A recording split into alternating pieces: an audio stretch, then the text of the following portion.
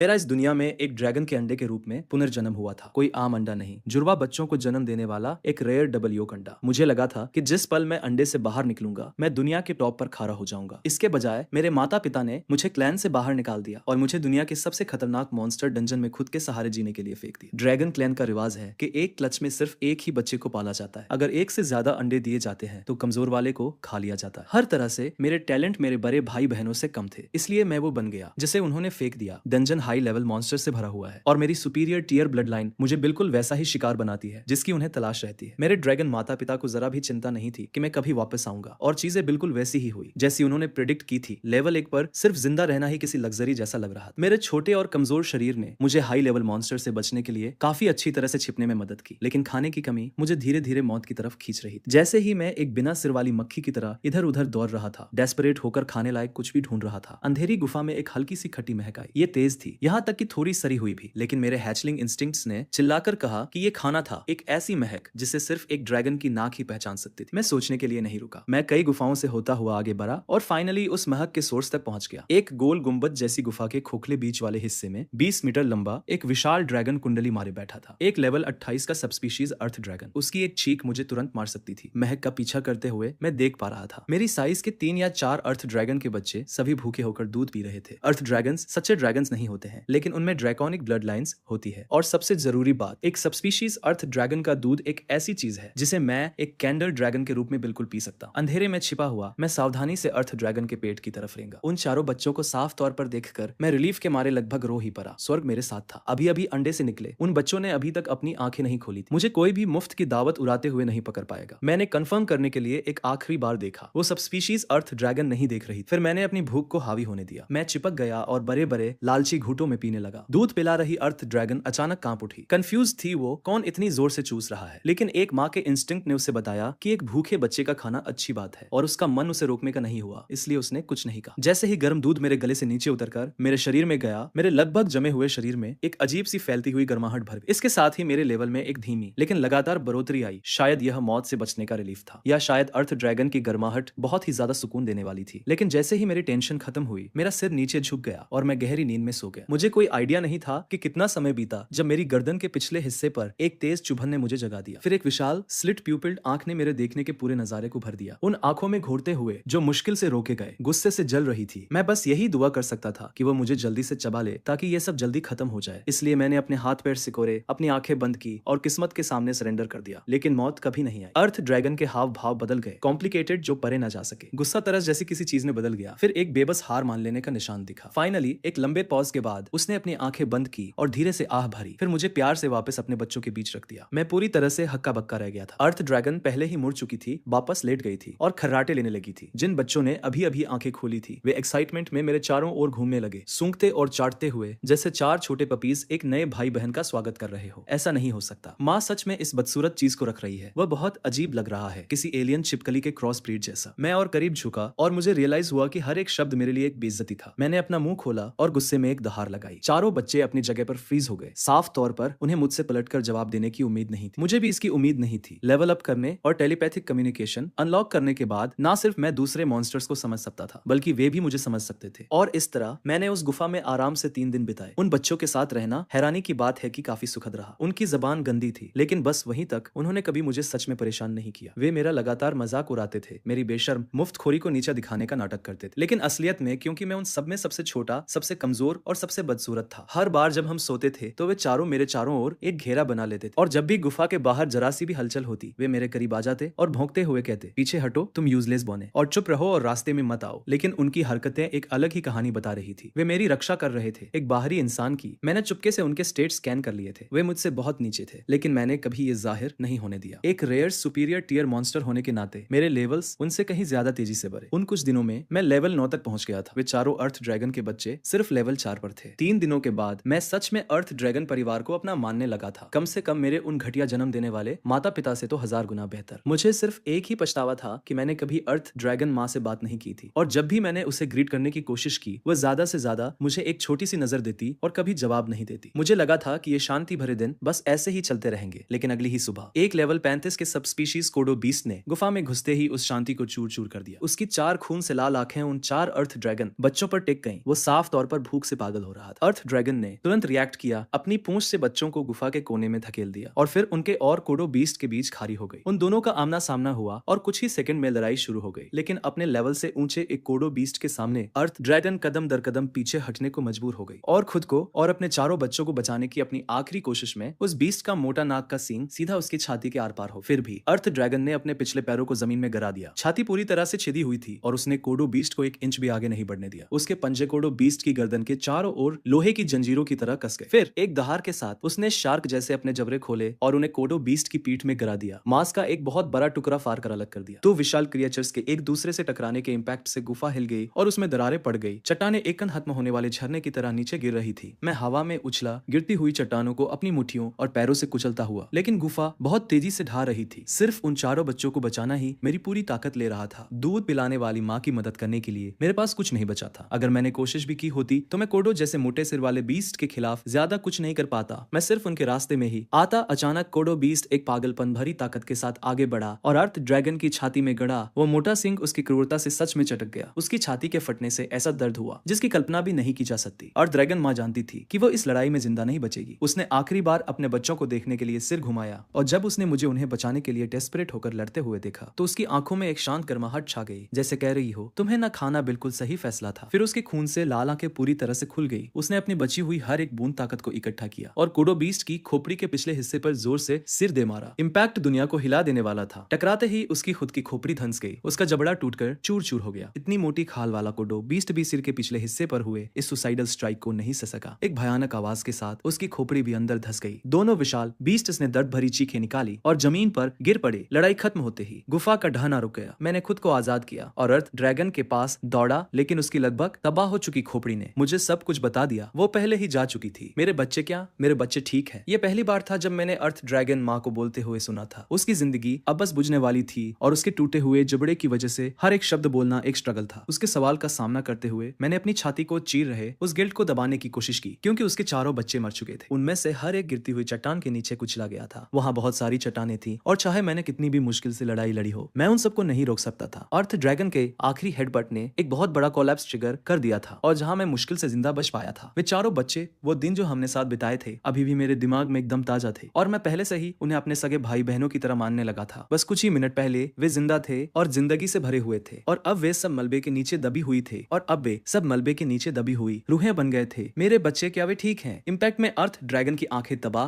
हो चुकी थी। फिर भी उसने अपनी आखिरी सांस ये पूछने में लगा दी। उसकी आवाज में उनके लिए सिर्फ प्यार भरा था। गिल्ट की एक लहर मुझ पर टूट पड़ी जो मेरी छाती के अंदर एक बम की तरफ फट गई। मैंने अपने दांत इतनी जोर से भींचे कि मुझे लगा वे टूट जाएंगे। मैंने अपने दुख को निगला और अपनी आवाज को जितना हो सके उतना कोमल रखा। वे ठीक है, वे बस बेहोश हो गए हैं, वे सब ठीक है। क्या ऐसा है? उसके चेहरे पर एक सुकून भरी मुस्कान छा गई। जब मैं मर जाऊं तो मुझे खा लेना। उसके शब्दों ने मुझे सुन्न कर दिया। हम रंजन में पैदा हुए हैं। ये एक श्राप है जो हम जन्म से ढोते हैं। कुछ भी बर्बाद नहीं किया जा सकता। ये आखिरी नरिशमेंट है जो मैं अपने बच्चों को दे सकती हूँ। मुझे नहीं पता कि तुम्हारे जैसा एक सुपीरियर टीयर मॉन्स्टर यहाँ कैसे आ गया, लेकिन तुम्हें पनाह देने की खातिर मैं तुमसे मेरे बच्चों का ख्याल रखने के लिए कह रही हूँ। इससे पहले कि वह और कुछ कह पाती, उसके कांपते हुए शरीर ने जवाब दे दिया और एक आखिरी सांस के साथ उसकी जान पूरी तरह से निकल गई। बिल्कुल अंत में भी उसके चेहरे पर एक ऐसी माँ की शांत खुशी थी जिसे यकीन था कि उसके बच्चे सेफ हैं। वो शांति से चल बसी। मेरे पैरों के नीचे की जमीन खून से भीग गई थी और गुफा एकदम सुनसान लग रही थी। मेरा मुंह खुला का खुला रह गया, लेकिन मैं रो भी नहीं सका। चीखने से सिर्फ और मॉन्स्टर्स ही आते, लेकिन मेरी छाती को ऐसा लग रहा था जैसे उसे किसी पत्थर के नीचे कुचला जा रहा हो। वह सबसे स्पीशीज अर्थ ड्रैगन जिसने मुझे पनाह दी थी। वे चारों बच्चे जिनके साथ मैं रहा और सोया, वे पांचों एक ही पल में चले गए थे। पहली बार जब वो दूध पिलाने वाली माँ ने मुझसे बात की तो वे उसके आखिरी शब्द थे। उस पल एक ऐसी बेबसी जो मैंने पहले कभी महसूस नहीं की थी मुझ पर एक बाढ़ की तरह टूट पड़ी, लेकिन असलियत ने मुझे शोक मनाने का कोई समय नहीं दिया। एक गरजती हुई दहाड़ ने हवा को चीर दिया और वो सब स्पीशीज कोडो बीस्ट जिसे अब तक मर जाना चाहिए था, लड़खड़ाता हुआ वापस अपने पैरों पर खड़ा हो गया। उसकी धंसी हुई खोपड़ी अभी भी खुली हुई थी। उसने जीत के एक दहाड़ लगाई। उसकी आंखों में उसके सामने खड़ा वो नन्हा सा हैचलिंग कोई खतरा ही नहीं था। लेकिन क्या तुम्हें पता है कि इस मनहूस डंजन में फेंके जाने का सबसे अच्छा हिस्सा क्या है? मैंने अपना सिर झुकाया और अपने पंजों की मुट्ठियां भींच ली। उस विशाल बीस्ट का सामना करते हुए मेरी आवाज कांप रही थी, डर से नहीं बल्कि शुद्ध और जलती हुई एक्साइटमेंट से। नोटिफिकेशन, नई स्किल ड्रैगन ऑरा अनलॉक हो गई है। वो ये है कि मैं तुम्हें अपने इन दो पंजों से मार सकता हूँ। एक दहाड़ के साथ मैंने खुद को सीधा उस सब स्पीशीज कोडो बीस्ट पर लॉन्च कर दिया। उसके घाव बहुत गहरे थे, लेकिन इस लेवल पर उस मोटी खाल को चीरना मेरे लिए अभी भी एक कोरे सपने जैसा था। फिर भी एक रास्ता था। जीत का रास्ता उस दूध पिलाने वाली माँ ने मेरे लिए पहले ही बना दिया था। उसके डिफेंस को भेदने का रास्ता वो घाव गुलाब जो उस माँ ने उसकी गर्दन के पीछे फाड़ कर खोला था। मैं दहाड़ा और रोशनी की एक किरण की तरह आगे बढ़ा, सीधा कोडो के सिर के पिछले हिस्से की तरफ निशाना साधते हुए। दोनों पंजे पूरी तरह से खुले हुए मैंने उन्हें अंदर गड़ाया और उस घाव को पूरी तरह से फाड़ दिया। दूध पिलाने वाली माँ के शांत और दूर रहने वाले वे 3 दिन उन चारों बच्चों के साथ खाने के लिए भाग दौड़ करना, एक साथ सिकुड़ कर सोना। ये तस्वीरें मेरे दिमाग में किसी घूमती हुई लालटेन की तरह चमक गई और मेरा मारने का इरादा उन ऊंचाइयों तक पहुंच गया जो मैंने पहले कभी नहीं जानी थी। मेरे दिमाग में केक की सोच के अलावा और कुछ नहीं था। इस कोडो बीस्ट को मारो और उनका बदला लो। 3 या 4 घंटे बाद मैं अर्थ ड्रैगन माँ की लाश के सामने खड़ा था, अपने पंजों को प्यार से उस पर रखे हुए, उसमें बची हुई आखिरी गर्माहट को महसूस कर रहा था। मैंने खुद को दुख में डूबने नहीं दिया। डंजन को आंसुओं की कोई परवाह नहीं है, बिल्कुल वैसा ही जैसा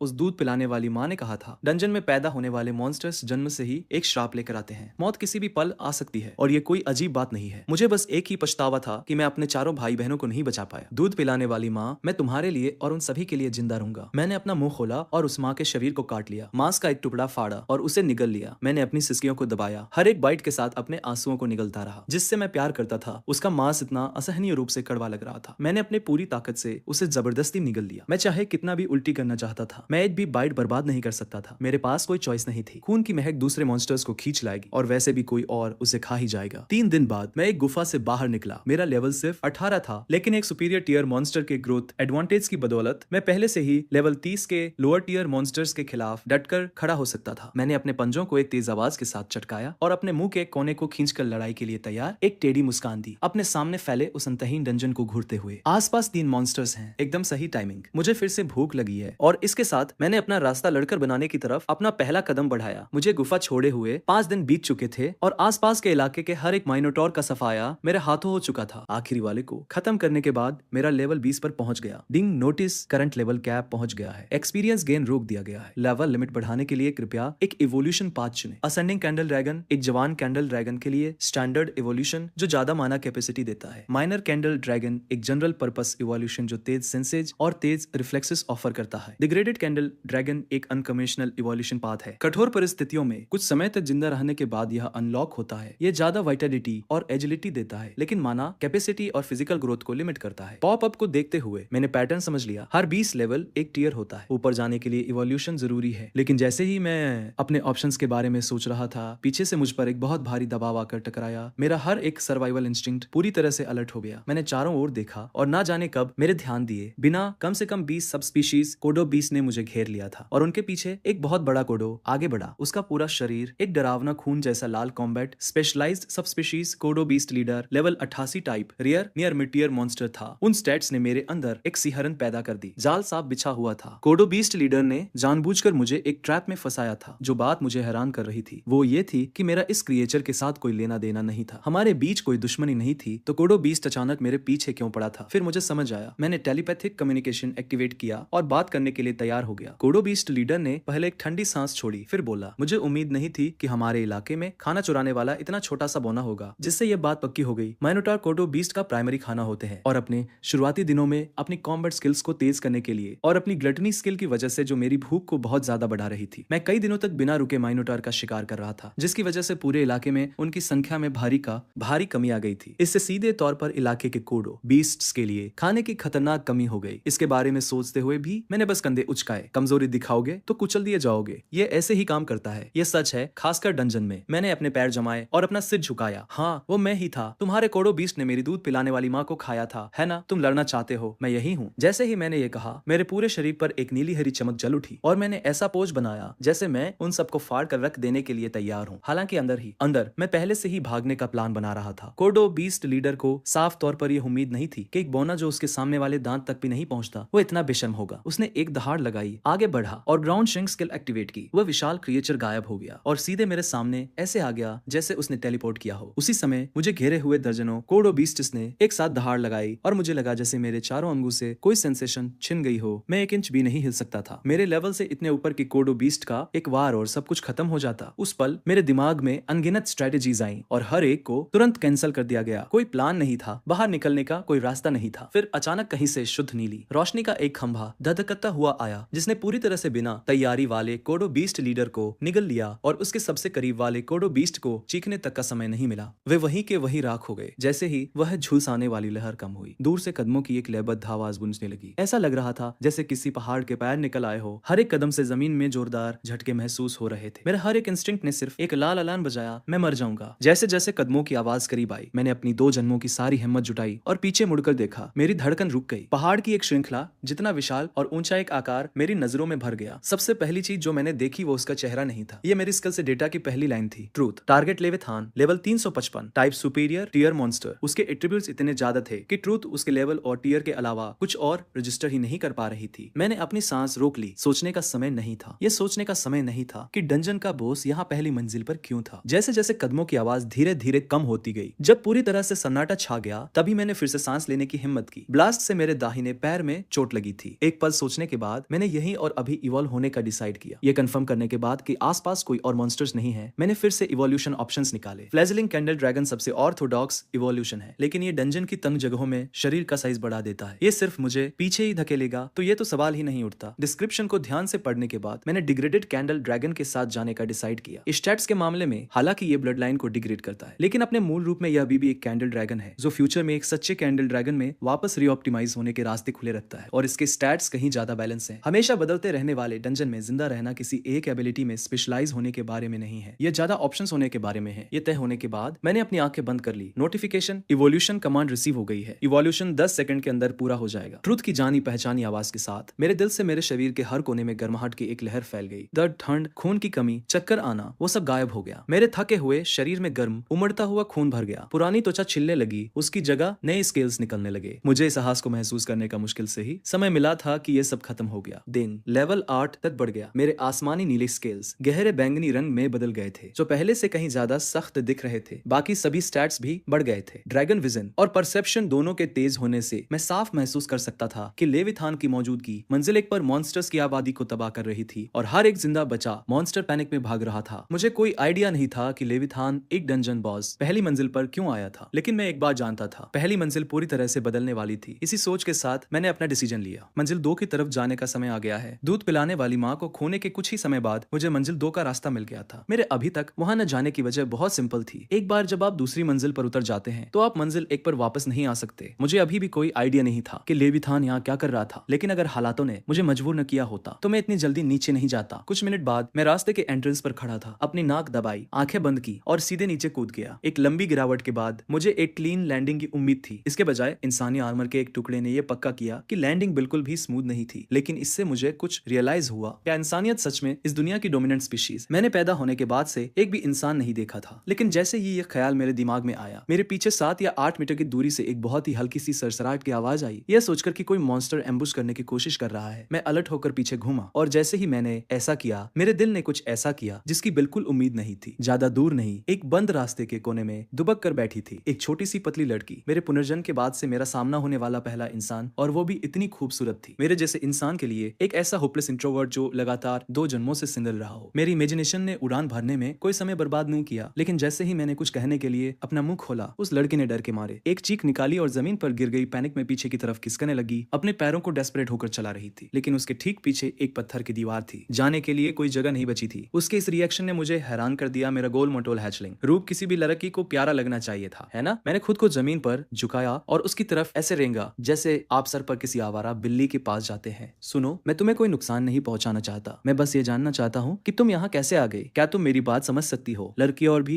ज्यादा डरी हुई लग रही थी और धीरे धीरे कुछ बरबरा रही थी। लड़ो और शायद जिंदा बच जाओ, मत लड़ो और पक्का मर जाओ। मास्टर जिन्स, प्लीज मुझे ताकत दीजिए। ऐसे शब्द जिनका मेरे लिए कोई मतलब नहीं था। बेचैन होते हुए मैंने उसे समझाने के लिए और करीब जाने की कोशिश की, लेकिन जैसे ही मैं 2 मीटर के दायरे में आया, वो अचानक हरकत में आ गई। उसने अपनी पूरी ताकत लगाकर एक full force round house kick मारी, जिससे मैं पूरी तरह से चौंका गया। और इतने करीब से वो किक मेरे सिर के डिफेंस के सबसे कमजोर हिस्से पर एकदम सटीक बैठी। फिर मेरी नजरों के सामने एक सिंगल लाइन दिखाई दी, HP -1। मैं ये सोचे बिना नहीं रह सका, इतनी कमजोर। मैंने ट्रूथ निकाला और उसके स्टैट्स चेक किए। दयनीय शब्द भी उसके लिए काफी नहीं था। टारगेट एक्टिव ड्यूटी बैटल मोग, level 19, type commoner human female, reproductive value average से ज्यादा। इस तरह के स्टैट्स से वो मंजिल 1 पर भी नहीं टिक पाती, और मुझे सच में समझ नहीं आ रहा था कि वो मंजिल 2 तक कैसे पहुंची। लड़की अब जमीन पर बैठी अपना पैर पकड़े हुए थी। साफ तौर पर उसे बहुत दर्द हो रहा था।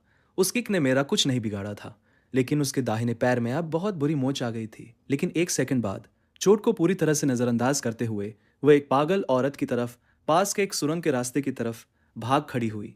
मैं उसके पीछे जाने के लिए आगे बढ़ा, लेकिन ब्लड फैंग स्पाइडर्स ऊपर से गिरने लगी और बार बार मेरा रास्ता रोक रही थी। डंजन में मॉन्स्टर्स लाइफ एसेंस के आधार पर शिकार करते हैं, जिसका मतलब था कि वो कमजोर इंसान उनके किसी काम का नहीं था। इसके बजाय वे सब मुझ पर टूट पड़े। ऐसा नहीं था कि वे कोई असली खतरा थे, लेकिन उनकी वजह से मैं उस लड़की का पीछा पूरी तरह से भूल गया। मैं बहुत निराश था। वह वही थी और बस ऐसे ही वो चली गई। 5 दिन बीत गए और मैंने धीरे धीरे मंजिल 2 पर अपनी जगह बना ली। मंजिल 1 के उलट यहाँ के मॉन्स्टर्स की वैरायटी बहुत ज्यादा थी। लगभग हर दिन मेरा सामना ऐसी स्पीशीज से होता था जिन्हें मैंने पहले कभी नहीं देखा था, और उनमें इंसान भी शामिल थे। सिवाय इसके कि मुझे मिला हर इंसान या तो लाश था या फिर कंकाल। उस दिन की लड़की अभी भी मेरे दिमाग में बसी हुई थी, ज्यादातर इसलिए क्योंकि वो इंसान थी। हाल ही के दिनों में मैं मंजिल 2 पर 1 से ज्यादा बार इंसानी कंकालों से टकरा चुका था, और यहाँ तक कि इंसानी पैरों के निशान भी बड़ी संख्या में मिले थे, जो कम से कम 200 से 300 लोगों के ग्रुप का इशारा कर रहे थे। फिर भी मैं सच में उन्हें ढूंढना चाहता था। डंजन का माहौल साफ तौर पर इंसानों के लिए नहीं बना है। अगर उनके पास अंदर आने का रास्ता था तो लॉजिक कहता है कि उनके पास बाहर जाने का रास्ता भी होगा। कम से कम लॉजिक तो यही था, और इसी पॉसिबिलिटी की मुझे तलाश थी। बदकिस्मती से इंसानी निशानों को ट्रैक करने की कई दिनों की कोशिशों का कोई फायदा नहीं हुआ। सिर्फ और कंकाल ही मिल रहे थे, एक के बाद एक नजारे। फिर जैसे ही मैं गुफा छोड़ने वाला था, मेरी पीठ में एक सुई जैसी तेज ठंडक दौड़ गई। मेरे दिमाग से पहले मेरे शरीर ने रिएक्ट किया। एक साइड रोल जो पूरी तरह से मेरा इंस्टिंक्ट था। हवा का एक बहुत ही कंप्रेस्ड ब्लेड मेरे सिर के पास से गुजरा और उसने पत्थर की दीवार पर कई फीट लंबी 4 गहरी दरारें बना दी, जैसे वो चट्टान कोई कागज हो जिसे किसी बिल्ली ने खरोंच दिया हो। सोचने का समय नहीं था। मैंने तुरंत ड्रैगन विजन के साथ मिलने वाली तेज सुनने की ताकत को एक्टिवेट किया और ज्यादा दूर नहीं एक छोटे से क्रिएचर को नोटिस किया जो लगभग इम्पॉसिबल लगने वाली स्पीड से मेरी तरफ आ रहा था। जब तक मैं कुछ समझ पाता, वो क्रिएचर मेरी पीठ से 50 सेंटीमीटर से भी कम दूरी पर था। मेरी खोपड़ी सुन्न पर गई। पीछे मुड़कर देखने का भी समय नहीं था। एक और साइड स्टेप, नुकीले पंजों ने मेरे चेहरे के स्केल्स को बस बाल बाल छूते हुए खरोच दिया, और जब मैं रोल करके बचा तो मैंने पाया कि मेरे चेहरे पर 4 कट लग गए हैं, 2 वार, और तुम अभी भी सांस ले रहे हो। इसमें कोई हैरानी नहीं कि तुम में मेरे इलाके में घुसने की हिम्मत थी। लगता है तुम्हारे पास सच में कुछ स्किल है। अंधेरे में से एक लड़की की आवाज आई। वह 4 पैरों वाला क्रिएचर अंधेरे में छिपा हुआ था, और अपने पंजों से खून चाटने के बाद वही एक इंसान की तरह अपने पिछले पैरों पर खड़ा हो गया। मुझे लग रहा है कि तुम्हारे पास टेलीपैथिक कम्युनिकेशन स्किल है, तो हम बात कर सकते हैं। लेकिन चाहे जो भी हो, तुमने मेरे इलाके में कदम रखा है, इसलिए जिंदा वापस जाने की उम्मीद मत करना। म्याऊं। मैं उसे साफ तौर पर नहीं देख पा रहा था, लेकिन मैं बता सकता था कि वो क्रिएचर मुझ पर मुस्कुरा रहा था। जैसे ही वे शब्द खत्म हुए, वो फिगर मेरी तरफ अंधी कर देने वाली स्पीड से आई, इतनी तेज कि नंगी आंखों से उसे ट्रैक करना भी मुश्किल था। एक ही क्रिएचर से एक साथ दर्जनों लोगों से घिरे होने का एहसास मैंने कभी सपने में भी नहीं सोचा था कि मेरा सामना ऐसे दुश्मन से होगा जिससे निपटना इतना नामुमकिन होगा। जब तक मैं अपने वाइटल्स को बचा कर रखता और एक ही वार में मरने वाले अटैक से बचता, मैं जल्दी नहीं मरता। लेकिन इस क्रिएचर की अजीब स्पीड ने मुझे लगभग पूरी तरह से बेबस कर दिया था। अगर ऐसा ही चलता रहा तो आज नहीं तो कल मैं मारा ही जाऊंगा, और ये क्रिएचर साफ तौर पर मारने के इरादे से ही आई थी। एक न जीतने वाली सिचुएशन का सामना करते हुए मैंने बिना किसी झिझक के ट्रूथ में स्किल ट्री मैप निकाल लिया। मैंने पहले भी स्किल ट्री की स्टडी की थी। हालांकि ये कॉम्प्लेक्स लगता था, लेकिन ज्यादातर स्किल्स सिर्फ अपग्रेड्स या पहले से मौजूद स्किल्स की ही ब्रांचेस थी, और बिना जरूरी शर्तों को पूरा किए उन्हें अनलॉक नहीं किया जा सकता था। लेकिन बेस लेवल की स्किल्स, उन्हें मैंने बहुत पहले ही ऐसे ही किसी पल के लिए याद कर लिया था। अनलॉक ड्रैगन परसेप्शन, एक अनलॉक पॉइंट यूज हुआ। Unlock bat. Unlock mental focus, एक अनलॉक पॉइंट यूज हुआ। Unlock date. Unlock pulse, 5 unlock points use हुए। अनलॉक्ड स्किल ट्री पर रोशनी की एक किरण दौड़ गई, जैसे ड्रैगन परसेप्शन और मेंटल फोकस के नोट जल उठे। मेरी आंखें झटके से खुली और पलक झपकते ही दुनिया अलग दिखने लगी। मैं घूमा और अपने पीछे की खाली हवा में मुक्का मारा। एक तेज इंपैक्ट और एक आफ्टर इमेज उड़ती हुई गई। बिना कुछ कहे मैंने ड्रैगन ब्रेथ के एक ब्लास्ट के साथ फॉलो अप किया। उस क्रिएचर को चीखने तक का समय नहीं मिला। नीली आग के एक सैलाब ने पल भर में पूरे अंडरग्राउंड कमरे को निगल लिया। मैंने अपनी सांस नॉर्मल की और जल्दी से अपने स्टैट्स चेक किए। इसकी कीमत बहुत ज्यादा चुकानी पड़ी, लेकिन इस बारे में सोचने का समय नहीं था। मैंने नोटिस किया कि मेरे एक्सपीरियंस पॉइंट्स बिल्कुल भी नहीं बढ़े थे, जिसका मतलब था कि टारगेट मरा नहीं था। मेरा दिल धड़कने लगा। व्हाइट ड्रैगन ब्रेथ का इतना करीब से लगना कोई छोटी बात नहीं थी। मैं आगे बढ़ा जब तक कि मैंने कोने में उस झुलसे हुए क्रिएचर को नहीं देख लिया। तभी जाकर मेरे दिल को फाइनली कुछ सुकून मिला। लेकिन जैसे ही मैंने साफ तौर पर देखा कि वो क्या है, मेरे अंदर कुछ बहुत जोर से एंट गया। Mutant mongoose, level 51, humans type, legendary mid tier monster, shape shifted form, reproductive value बहुत हाई। पॉप अप को घूरते हुए एक ऐसा दर्द जो मैंने पहले कभी महसूस नहीं किया था मेरी छाती में उठने लगा। मैंने लगभग एक मंगूस को मार ही डाला था। मंगूस डंजन की दूसरी मंजिल पर पाए जाने वाले एक कॉमन मॉन्स्टर है। दिखने में बिल्ली जैसे, लेकिन चेहरा इंसान के ज्यादा करीब और 2 पूंछ वाले। ये एक कॉमन मामूली मॉन्स्टर के अलावा और कुछ नहीं होना चाहिए था। लेकिन मैंने कभी सपने में भी नहीं सोचा था कि मेरा सामना एक ऐसे मंगूस से होगा जिसने अपना शेप शिफ्टेड फॉर्म पूरा कर लिया हो। बिल्ली के कानों और पूंछों को छोड़कर उसका हर एक हिस्सा पूरी तरह से इंसान जैसा दिख रहा था, चाहे आप उसे कैसे भी देखें। हालांकि उसके शरीर का 80% से ज्यादा हिस्सा जल चुका था, फिर भी आप समझ सकते थे कि वो पहले कैसी दिखती होगी। और मैं, जिसने कभी किसी दुश्मन को खत्म करने में झिझक नहीं दिखाई, दिखाई थी। मैंने खुद को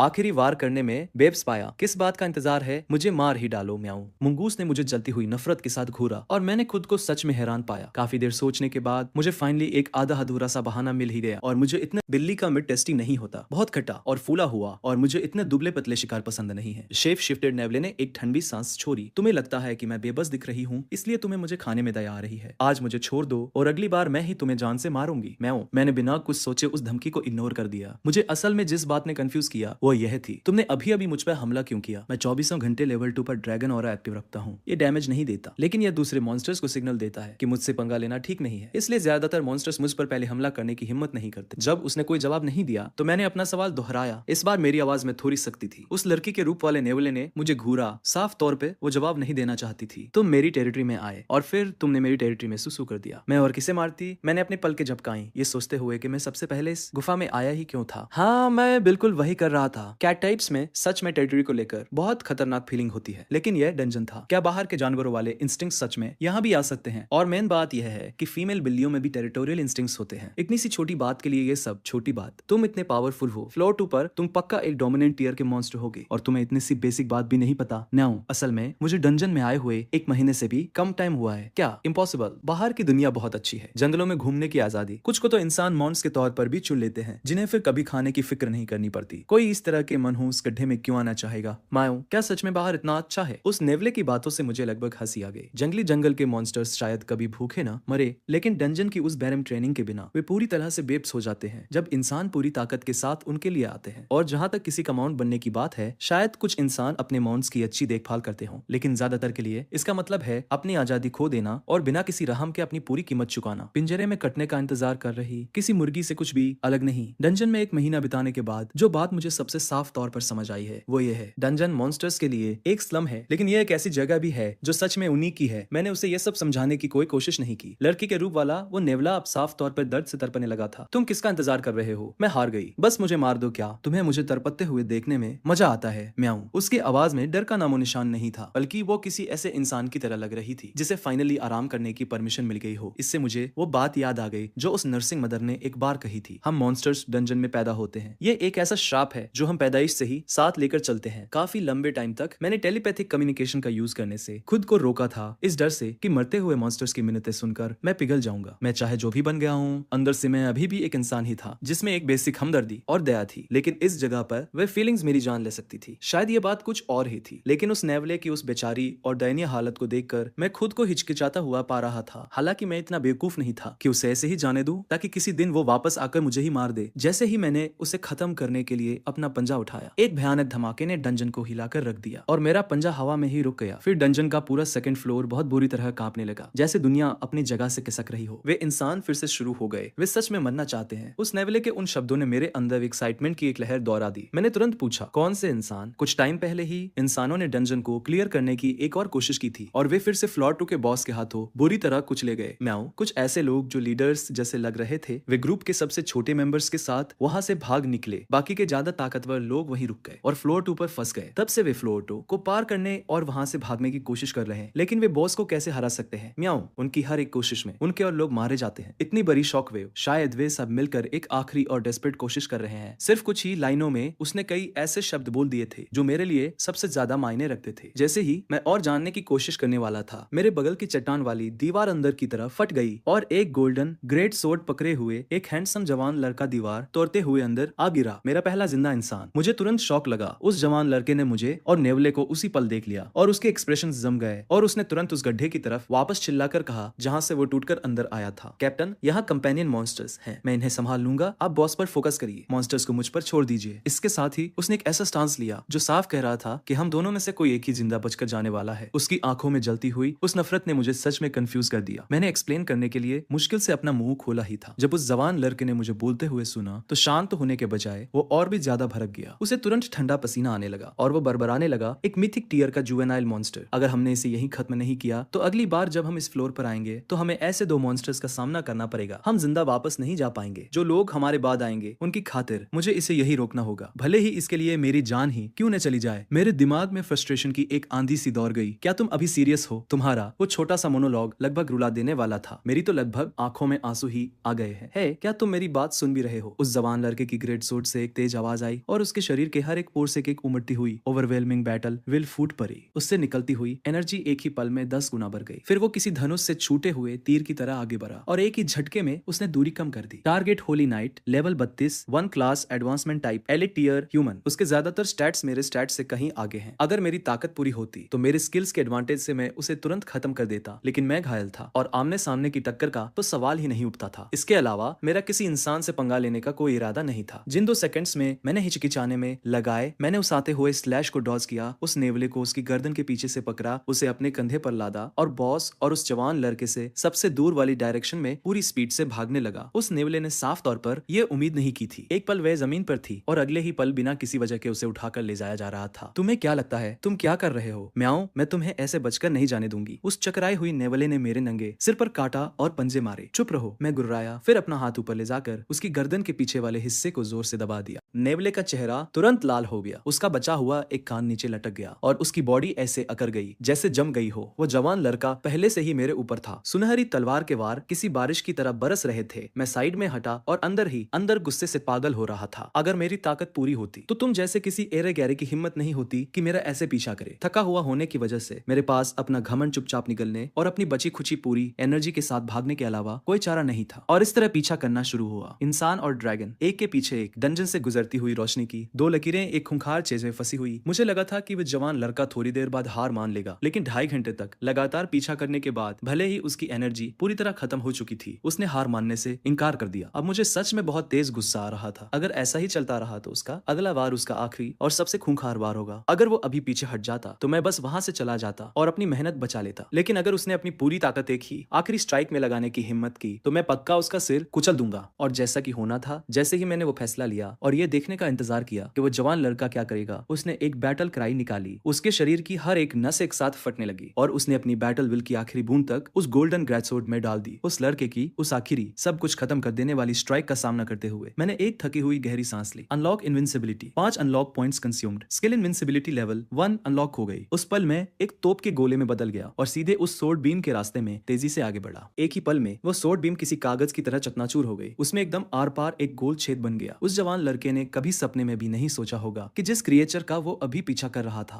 वो अचानक मुड़ेगा और सीधे उस पर हमला कर देगा। ये तो दूर की बात है कि उसकी पूरी बैटल विल और माना से भरी स्ट्राइक को इतनी आसानी से तोड़ा जा सकता था, लेकिन उसके पास ये सब समझने का टाइम ही नहीं बचा था। टकराने की एक जोरदार आवाज, मेरा सख्त हेडबट पूरी ताकत के साथ उस लड़के के पेट पर लगा और उसने दिल दहला देने वाली एक चीख निकाली। उसका शरीर किसी पिन व्हील की तरह गोल गोल घूमते हुए पीछे की तरफ उड़गा, एक के बाद एक दर्जनों मोटे पत्थर के खंभों को तोड़ता हुआ वो फाइनली एक पत्थर की दीवार से टकरा कर रुक गया। जब इनविंसिबिलिटी का असर खत्म हुआ तो मैं पूरी तरह से गिर पड़ा। मेरा शरीर जमीन पर पिघल सा गया। मुझे लगा कि मैं फाइनली अपनी सांसें कंट्रोल कर सकता हूँ, लेकिन लेवल अप नोटिफिकेशंस की एक झड़ी लग गई और मेरा सिर फिर से घूमने लगा। इवॉल्व होने के बाद से हर लेवल के लिए जरूरी एक्सपीरियंस बहुत ज्यादा बढ़ गया था और मल्टीप्लायर्स आसमान छू रहे थे। मुझे एक साथ लगातार कई लेवल अप्स देखे हुए काफी टाइम हो गया था। इस इंसान की कॉम्बैट पावर लगभग एक कोटो बीस्ट के बराबर थी और फिर भी इस कमजोर समझे जाने वाले इंसान ने मुझे एक ही बार में 6 लेवल्स ऊपर पहुंचा दिया था। पोस्ट एवोल्यूशन लेवल 11 से सीधे लेवल 17 तक कुल मिलाकर लगभग 12,000 एक्सपीरियंस। ऐसा लग रहा था जैसे सिस्टम मुझे इंसानों को मारने के लिए एनकरेज कर रहा हो। डिंग, मैन क्वेस्ट अनलॉक, फ्लोर 2 की बॉस मेडुसाज हेड को हराओ, क्वेस्ट रिवॉर्ड 50 अनलॉक पॉइंट्स। उस नोटिफिकेशन ने मुझे झटके से सीधा खड़ा कर दिया। मैंने अब तक जो कुछ भी झेला था, मौत को छूकर निकलने वाली जिन लड़ाइयों से मैं बचकर निकला था, अभी अभी कमाए गए 5 पॉइंट्स को मिलाकर मैंने बड़ी मुश्किल से कुल 35 अनलॉक पॉइंट्स इकट्ठे किए थे और यह अकेला क्वेस्ट 50 पॉइंट्स दे रहा था। तभी मेरे पीछे से नेवले की आवाज आई। मैं पीछे मुड़ा। वो मुझे ऐसे घूर रही थी जैसे किसी ऐसी चीज को देख रही हो जिसका कोई वजूद ही नहीं होना चाहिए। ऐसा क्यों है कि जब तुमने उस इंसान को मारा तो तुम्हारी सारी चोटें पूरी तरह से ठीक हो गई और तुम्हारी प्रेजेंस अचानक इतनी ड्रामेटिक तरीके से कैसे बढ़ गई? नेवला साफ तौर पर हैरान थी। किसी भी नॉर्मल लॉजिक के हिसाब से एक मॉन्स्टर की ग्रोथ किसी भी जिंदा जीव की तरह काम करती है, एकदम स्थिर और धीरे धीरे, लेकिन उसके सामने खरे इस जुवेनाइल ड्रैगन ने सिर्फ एक इंसान को मारा था और न सिर्फ उसके घाव गायब हो गए थे बल्कि उसकी पावर एक ही पल में कई गुना बढ़ गई थी। उसने ऐसा कुछ पहले कभी नहीं देखा था। उसके हैरान और डरे हुए सवालों का सामना करते हुए मैंने अपने एक्सप्रेशंस एकदम शांत रखे। तो क्या तुम यही मरना चाहती हो या मेरे साथ आकर फ्लोर 2 की बॉस को मारना चाहती हो? क्या तुम्हारा दिमाग खराब हो गया है? वह फ्लोर 2 की बॉस है। उसके एक ही जगह पर रहने का इकलौता रीजन ये है कि वो मूव नहीं कर सकती। वह तीनों एंट्रेंसेस को गार्ड करती है। फिर से कुछ समझ आया। नेवले ने मुझे अविश्वास से घूरा और एक लंबी खामोशी के बाद उसने फाइनली पूछा, मुझे मत बताना कि तुम मेडुसाज हेड को मारने का प्लान बना रहे हो सिर्फ फ्लोर 3 तक पहुंचने के लिए? मैंने शब्दों में जवाब नहीं दिया, बस मुस्कुराया और सिर हिलाया। नेवले ने अपने जलने सामने के घाव को इग्नोर किया और अपनी आवाज ऊंची की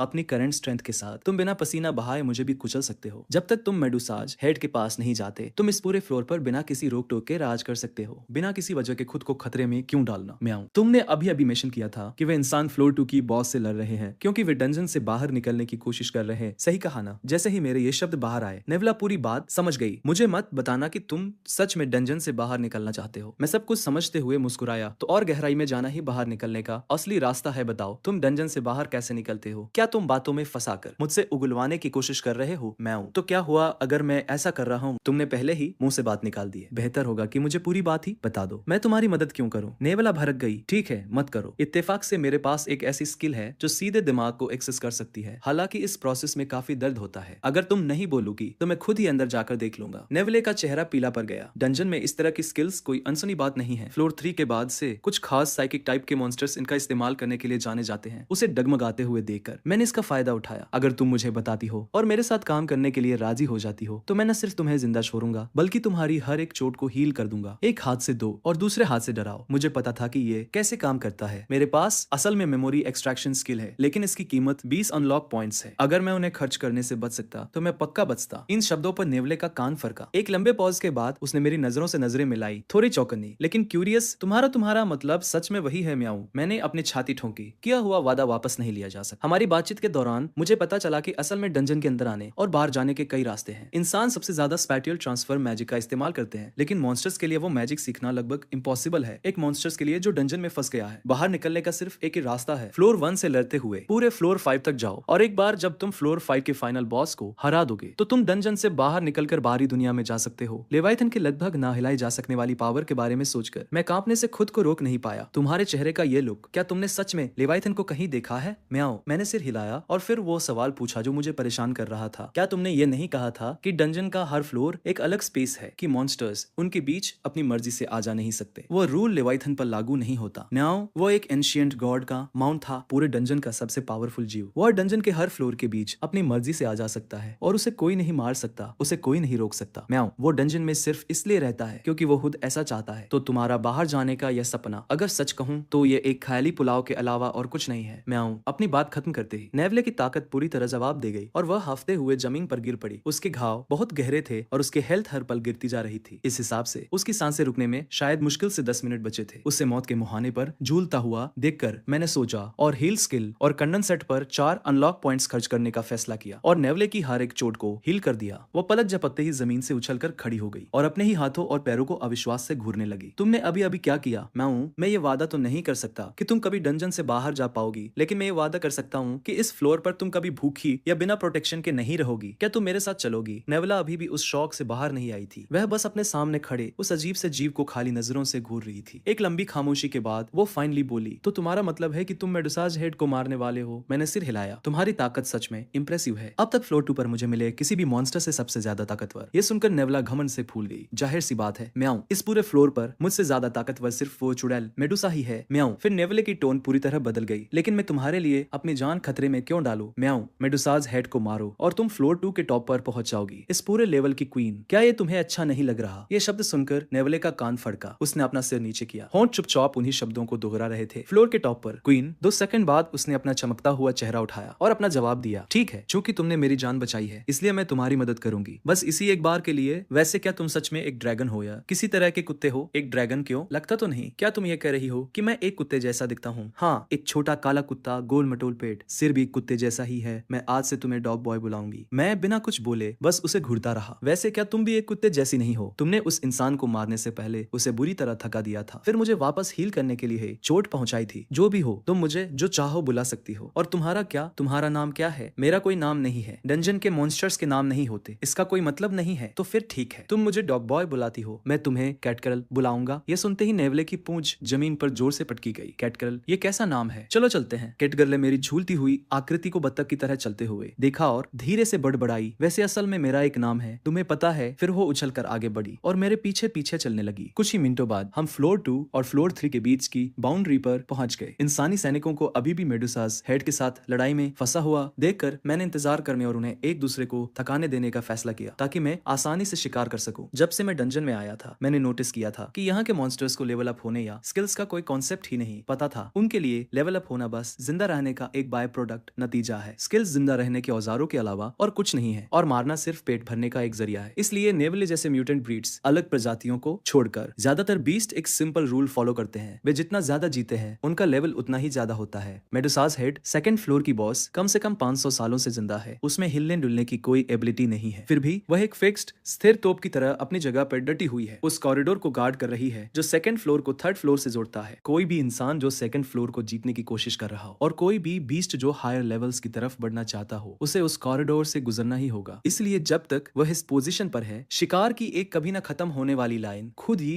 उसके पास आती रहती है। उन इंसानों को एक के बाद एक बिना किसी डर के मेडुसाज हेड पर हमला करते हुए देखना और फिर एक एक करके बहुत बुरी मौत मरते हुए देखना। नंबर्स के हिसाब से शुरू में ये कम से कम 200 लोगों की एक रेडिंग पार्टी हमला करने वाला ग्रुप रही होगी, और अब मुश्किल से 1 दर्जन लोग ही जिंदा बचे हैं। इंसान कितने बेवकूफ होते हैं माओ, उन्हें पता है कि वे जीत नहीं सकते, फिर भी वे यहाँ मरने के लिए आ जाते हैं। केटल उन्हें ऐसे देख रही है जैसे कोई कॉमेडी शो एंजॉय कर रही हो। मैं अपने एक्सप्रेशंस एकदम ब्लैंक खाली रखता हूँ, उनकी जान मेरे लिए कोई मायने नहीं रखती। मैं बस ये चाहता हूँ कि वे और जोड़ लगाएं ताकि मेडुसाज हेड की ज्यादा से ज्यादा हेल्थ कम कर सके। उसके स्टैट्स सच में डरावने हैं, उसका पूरी ताकत के साथ सामना करना सुसाइड आत्महत्या करने जैसा होगा। इंसानों की वेव टैक्टिक्स लहरों की तरह हमला करने की तकनीकें फेल हो गई है, लेकिन मेडुसाज हेड को सच में काफी डैमेज हुआ है। आने वाले काफी लंबे टाइम तक वो फिर से इतनी कमजोर नहीं होगी, और मेरा यहाँ मौजूद हर एक इंसान को मरने देने का कोई इरादा नहीं है। जो लोग जिंदा बचे हैं वे अभी भी मेरे काम आ सकते हैं। अब तक सिर्फ 9 इंसान बचे हैं। मैं सोचने के लिए हर एक सेकंड का यूज करता हूँ, हर पॉसिबल स्ट्रेटेजी संभव रणनीति को पूरी स्पीड से अपने दिमाग में दोहराता हूँ। मेडुसाज हेड का परसेप्शन महसूस करने का स्टैट 8000 है। सरप्राइज अटैक का तो सवाल ही नहीं उठता, लेकिन सीधे सीधे सामना करना, यहाँ तक कि उसकी अभी की कमजोर हालत में भी जीतने का कोई चांस नहीं देता। आखिर में मैं अपने सारे अनलॉक पॉइंट्स कॉमेट स्ट्राइक में डालने का फैसला करता हूँ, और फिर उसकी हेल्थ बार को चीरने के लिए अपना सबसे भयानक वार करूंगा। उसके बाद मैं उसे एक लंबी और थका देने वाली लड़ाई में हराऊंगा। बस यही जीतने का इकलौता रास्ता है। मैं अपना हर एक अवेलेबल अनलॉक पॉइंट लगा देता हूँ। यह आर या पार की लड़ाई है, उस युवा नाइट के साथ मेरी लड़ाई, और उसके बाद मैंने जो कुछ भी देखा है उससे मुझे पता है कि ये इंसान मौत के डर के बिना लड़ते हैं। जब उनके पास कोई रास्ता नहीं बचेगा तो वे एक आखिरी सुसाइडल चार्ज आत्मघाती हमला करेंगे। जैसे ही मैं सोचना खत्म करता हूँ, जिंदा बचे 9 इंसान एक दूसरे को खींचकर अपने पैरों पर खड़ा करते हैं और एक साथ दहाड़ते हैं। लाल रोशनी की 9 लकीरें उस खाली गुफा में भर जाती है और अंधेरे को चकाचौंध कर देने वाली दोपहर में बदल देती है। मुझे दिख गया है, मेरा टाइम आ गया है। मैं कैटगल के साथ एक नजर मिलाता हूँ, फिर आगे की तरफ छलांग लगाता हूँ। परछाइयों में छिपते हुए मैं धीरे धीरे मेडुसाज हेड की डिटेक्शन रेंज पकड़ में आने की सीमा के एकदम किनारे तक पहुंच जाता हूँ। बैटलफील्ड पर इंसान एक के बाद एक गिरते जा रहे, और अब सिर्फ 3 बचे हैं, जिनमें से एक अपने शरीर से दूसरों को बचा रहा है। आखिरी 2 इंसान फाइनली मेडुसाज हेड तक पहुंच जाते हैं, हवा में छलांग लगाते हैं और एक भाला और एक ब्लेड सीधे उसके निचले जबड़े में घोंप देते हैं। मेडुसाज हेड एक पागलों जैसी चीख निकालती है, क्योंकि उसका फिजिकल डिफेंस 0 हो चुका है। 2 कमजोर इंसानों का वो हमला एक ही वार में उसकी 1000 से ज्यादा हेल्थ खत्म कर देता है। ठीक उसी पल कैटगल अपने बीस्ट फॉर्म में उस मौके का फायदा उठाती है और रोशनी की एक सिल्वर लकीर की तरह मेडुसाज हेड की तरफ तेजी से बढ़ती है। लेकिन मेडुसाज हेड के 8000 से भी ज्यादा परसेप्शन के सामने वो अभी भी बहुत स्लो है। लगभग आधे सांपों के सिर एक पल में उसकी तरफ मुड़ जाते हैं, जैसे उन्हें पहले से ही पता था कि वो आ रही है। तो हमेशा पीछे रहने वाली ये बीस्ट सोचती है कि वह झपट्टा मारकर इनाम चुरा लेगी। परफेक्ट, मैं काफी टाइम से तुम्हें खाना चाहती थी। उस पल मेडुसाज हेड यही सोच रही थी, लेकिन जिस चीज की उसे उम्मीद नहीं थी वो इंसानों और कैटगल के अलावा एक तीसरी प्रेजेंस मौजूदगी थी। वीक पॉइंट ब्रेक एक्टिवेट होने के साथ मेडुसाज हेड की पूरी बॉडी पर कई चमकते हुए लाल स्पॉट्स दिखाई देने लगे। वे उसके फिजिकल वीक पॉइंट्स हैं। उनमें से किसी पर भी एक डायरेक्ट हिट का मतलब है मैक्सिमम डैमेज। मैं काफी टाइम से चार्ज कर रहा था। मैं फोकस करता हूँ, एक कदम आगे बढ़ाता हूँ और जमीन फट पड़ती है। मेरे चारों तरफ चट्टान के टुकड़े आसमान की तरफ उड़ते हैं। मेरी पूरी बॉडी एक तोप के गोले में बदल जाती है। मेरे रास्ते में आने वाले पत्थर के हर एक खंबे को पिघलाकर मैग्मा की नदियों में बदल देती है। लेवल 5 पर कॉमेट स्ट्राइक सारे एट्रीब्यूट्स खूबियों को उनकी वैल्यू के 4 गुना स्किल पावर में बदल देती है। एक फुल चार्ज कॉमेट स्ट्राइक सोच से भी परे पावर छोड़ती है। वो झुलसा देने वाली गर्मी और कुचल देने वाली ताकत उन सांपों को उसी जगह पलक झपकते ही चकनाचूर कर देती है। एक भयानक धमाका होता है और मेडुसाज हेड एक अजीब सी चीख निकालती है जो एक साथ चिल्लाती हुई 1000 आवाजों जैसी लगती है। वह वार उसकी खोपड़ी के पिछले हिस्से में एक गड्ढा कर देता है और वह विशाल शरीर जो 400 सालों में एक कदम भी नहीं हिला था, हवा में 100 मीटर से ज्यादा दूर उड़कर एक चट्टान की दीवार में गहराई तक जा घुसता है। मेरे पास हील करने का कोई टाइम नहीं है। मैं दूर धूल के बादलों में मुश्किल से दिखाई दे रही मेडुसाज हेड पर अपनी नजरें गड़ा देता हूँ, और जब मैं पैनल पर लाल 0 हेल्थ देखता हूँ तभी मैं फाइनली राहत की सांस लेता हूँ। जिंदा बचे हुए दोनों इंसान अविश्वास से घूरते हुए सुन्न खड़े हैं। उन्हें यकीन नहीं हो रहा कि अभी अभी एक बीस्ट में उनकी जान बचाई है। हमने कर दिखाया, सेकंड फ्लोर की बॉस मर चुकी है। सही कहा कैंग, ऐसा लग रहा है कि 2 बीस्ट ने एक दूसरे को चीर कर रख दिया और हम जिंदा बच निकले। चौड़े जबड़े वाला वो उम्रदराज नाइट अपनी खुशी रोक नहीं पा रहा। तो अब हम क्या करें? जैंग जो छोटा नाइट है पूछता है। लू नाम का नाइट जोर से निकलता है और उसकी आंखों की वह खुशी धीरे धीरे खून की प्यास में बदल जाती है। चाहे जो हो जाए, एक बीस्ट ही होता है। ये ड्रैगन टाइप का बीस्ट छोटा है, लेकिन मैं उसके कोर से निकल रहे प्रेशर को महसूस कर सकता हूँ। अगर इसे बढ़ने दिया गया तो यह पूरी इंसानियत के लिए एक खतरा बन जाएगा। ये कहते हुए लुओ जमीन से एक टूटी हुई तलवार उठाता है और लंगड़ाते हुए उस कमजोर कैंडल ड्रैगन की तरफ बढ़ता है। हम कभी इस नर्क से जिंदा बाहर नहीं जा पाएंगे, लेकिन मेडुसाज हेड और इस ड्रैगन दोनों को मारना यह उन लोगों के लिए सबसे बड़ा तोहफा होगा जो हमारे बाद आएंगे। जैंग एक पल के लिए हिचकिचाता है, लेकिन फिर भी वही जमीन से एक हथियार उठा लेता है। मैं उनकी हर एक बात सुनता हूँ। जिस थाली में खाते हैं उसी में छेद करते हैं। इन इंसानों पर इस कहावत से बेहतर और कुछ सूट नहीं करता, लेकिन मुझे इससे कोई फर्क नहीं पड़ता क्योंकि यह हमेशा से मेरे प्लान का हिस्सा था। कॉमेट स्ट्राइक ने मेरे स्टेमिना की आखिरी बूंद तक निचोड़ ली थी। इस हालत में रिको ठीक होने का सबसे फास्ट तरीका लेवल अप होना है। इंसान कमजोर होते हैं लेकिन एक्सपीरियंस पॉइंट से भरे होते हैं। वैसे भी मैं रिकवर होने के लिए उन्हें मारने ही वाला था। अगर उन्होंने थैंक्स बोला होता तो मेरी इंसानियत की वजह से शायद मैं ऑकवर्ड अजीब फील करता। उनका ये धोखा मेरे लिए इससे बेहतर और कुछ नहीं हो सकता था। लेकिन जैसे ही वे दोनों नाइट्स हमला करने के लिए आगे बढ़ते हैं और मैं काउंटर जवाबी हमला करने के लिए तैयार हूँ। जिस चट्टान की दीवार में मेडुसाज हेड अभी कुछ पलों पहले टकराई थी, वहां से एक कान फाड़ देने वाला धमाका होता है। वो बाहर की तरफ फटती है और एक बहुत बड़ा सांप लुओ को बीच से दो टुकड़ों में काट देता है। मैं उस सांप को तुरंत पहचान लेता हूँ। ये मेडुसाज हेड के सांप वाले बालों में से एक है और उसी पल मुझे सब समझ आ जाता है। इसीलिए मेडुसाज हेड को मारने के बाद भी मेरे एक्सपीरियंस पॉइंट्स बिल्कुल ऊपर नहीं गए। हर तरफ से सांपों की फूफकार करीब आने लगती है। इस डंजन में मैंने जो सर्वाइवल इंस्टिंक्ट्स बनाए हैं वे तुरंत एक्टिव हो जाते हैं। एक ड्रैगन का पंजा सीधे सीने के आर पार हो जाता है। लेवल अप पूरा हुआ। मेरी हालत एक ही पल में वापस एकदम पीक पर आ जाती है। ये क्या हो रहा है? म्याऊं, क्या मेडुसाज हेड पहले ही नहीं मर गई थी? ये सांप अभी भी जिंदा कैसे है? मेरे सिर में एक सिहरन सी दौड़ जाती है। मुझे अभी अभी कुछ समझ आया है। हमारे साथ खेल खेला गया है। वो इंसानी सिर का आकार सिर्फ एक धोखा था। असली शरीर वे सैकड़ों सर्पेंट डेमंस हैं जिनसे उसके बाल बने हैं। वो खोपड़ी तो बस एक हब है, कनेक्शन और रिजनरेशन का एक नोड। अभी सैकड़ों सर्पेंट डेमंस दो ग्रुप्स में बंट जाते हैं। आधे मेरी तरफ आते हैं, आधे कैटगरल के पीछे जाते हैं। वे इतने सारे हैं कि हर पल हर एंगल से हमला कर रहे हैं। और सबसे बुरी बात, वे सभी सैकड़ों सर्पेंट डेमंस एक ही जीव माने जाते हैं। उनमें से मुट्ठी भर को मारने से कोई फर्क नहीं पड़ता, लेकिन एक रास्ता है। मैं आराम से एक सर्पेंट डेमन को फाड़ कर टुकड़े टुकड़े कर देता हूँ। फिर कैटगर की तरफ देखता हूँ। अपनी फुर्ती के फायदे के बावजूद वो सिर्फ 5 या 6 को ही काट पाई है। मुझे पता है कि अगर ऐसा ही चलता रहा तो हम लड़ते लड़ते खत्म हो जाएंगे। मैं कैटगर्ल को अपनी आंखों से करीब आने का इशारा करता हूँ। इस रूप में मेडुसाज हेड की कॉम्बैट पावर बहुत ज्यादा ऊपर चली गई है, लेकिन उस खोपड़ी वाले कनेक्टर के बिना उसने अपना रीजनरेशन और मैजिक रेजिस्टेंस भी खो दिया है। सारे सर्पेंट डेमंस का सफाया करने के लिए एक wide range area take. Medusa's head को हमेशा के लिए मारने के लिए बस इतना ही काफी है और इत्तेफाक से मेरे पास बिल्कुल वही स्किल है, वाइड ड्रैगन ब्रेथ। ये सबसे पावरफुल ऑफेंसिव स्किल है जिसके साथ हर ड्रैगन पैदा होता है जो अपने आसपास की हर चीज को भारी एरिया डैमेज देती है। कॉमेट स्ट्राइक के साथ मिलकर ये सारे पर्सनल स्टैट्स, हेल्थ और माना को रॉ अटैक पावर में बदल देती है। इसका नुकसान यह है कि इसे यूज करने के बाद मैं मौत के कगार पर पहुंच जाता हूँ। जब तक कि कोई और रास्ता न बचे मैं कभी भी इस मूव का इस्तेमाल नहीं करूंगा। कैटगर्ल अब मेरे पास है। जैसे ही वो मुझ तक पहुंचती है मैं उसे ड्रैगन के पंजे से थप्पड़ मारकर दूर कर देता हूँ, जबकि मेरे चारों तरफ 200 से ज्यादा सर्पेंट डेमंस हर तरफ से करीब आ रहे हैं। मैं अपने पैर जमाता हूँ, एकदम रुक जाता हूँ और अपना जबरा पूरा खोलता हूँ। एक ही पल में गुफा के हर कोने में नीली लपटें फूट पड़ती हैं। 200 से ज्यादा सर्पेंट डेमंस को रिएक्ट करने का मौका भी नहीं मिलता। वे उस धधकती हुई गर्मी में पूरी तरह निगल ले जाते हैं, लेकिन उन सांपों को जलकर राख होते हुए देखकर मुझे बिल्कुल भी राहत महसूस नहीं होती, क्योंकि जब वो हीट वेव फाइनली खत्म होती है तो मुझे अभी भी मेडुसा की मौत से कोई एक्सपीरियंस नहीं मिलता। जैसे ही मैं ज्यादा होती हुई सावधानी के साथ अपने आसपास स्कैन करता हूँ, एक सुनहरा सर्पेंट डेमन चट्टानी फर्श से फूटकर बाहर आता है। उसके जबड़े खुले हुए हैं और वो सीधे मेरे माथे के बीचों बीच निशाना लगा रहा है। वो इतनी तेजी से मूव करता है कि मुझे मुश्किल से उसकी बस एक परछाई ही दिख पाती है। मेरी अभी की हालत में एक डायरेक्ट हिट का मतलब सीधे मौत होगा, लेकिन एकदम आखिरी सेकंड में कैटगर जो चट्टानों के पीछे थी अचानक खुद को आगे फेंकती है और अपनी बॉडी से मुझे कवर कर लेती है। हड्डी टूटने की एक भयानक आवाज आती है जब वो सुनहरा सांप कैटगर्ल के हाथ को जोर से जकड़ लेता है, जिससे उसके पहले से ही बहुत कम हेल्थ पॉइंट्स सिंगल डिजिट्स में आ जाते हैं। दर्द को बर्दाश्त करते हुए कैटगर्ल अपनी बची खुची पूरी ताकत लगाकर उस सांप को 3-4 टुकड़ों में फाड़ देती है और उन्हें हवा में उड़ा देती है। मैं देखने के लिए ट्रुथ एक्टिवेट करता हूँ और ये जानकर शौक रह जाता हूँ कि यह मेडुसाज हेड का कोर बीस्ट था। इससे भी ज्यादा यकीन न करने वाली बात यह थी कि मुझे इस बेवकूफ सी बिल्ली ने बचाया था। मैं उसकी टूटे हुए हाथ को घूरता हूँ। सच में बहुत कंफ्यूज हूँ। तुमने मुझे क्यों बचाया? किसी भी लॉजिक से सबसे सही मूव यह होता कि तुम कोर बीस्ट को मुझे मारने देती और फिर खुद उस कोर बीस्ट को खत्म कर देती। कैटगर्ल का चेहरा पीला पड़ गया है, लेकिन वह जबरदस्ती स्माइल करती है। क्या हमारी डील नहीं हुई थी?